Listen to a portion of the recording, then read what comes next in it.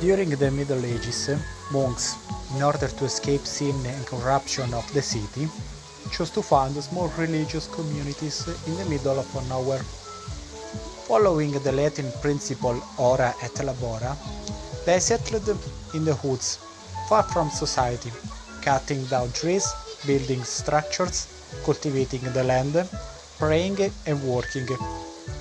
This kind of activity was not opposed by political power or feudal lords, as they were usually willing to grant unused lands in exchange for praying and devotion. Umbria, a region in central Italy with no access to the sea, is full of these ancient monasteries, many of which have been renovated and turned into hotels and resorts.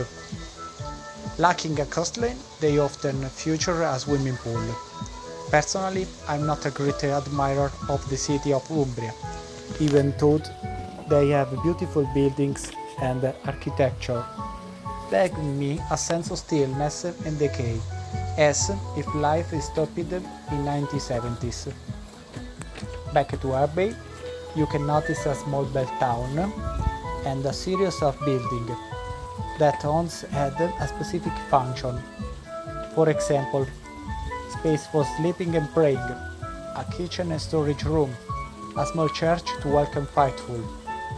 Nothing superfluous, just the essential. Advice: choose an accommodation with a good rating on Booking. Call them to ask for information and discount, and stay no more 4 or 5 days. Avoid driving too much, since there are usually restaurants in sight.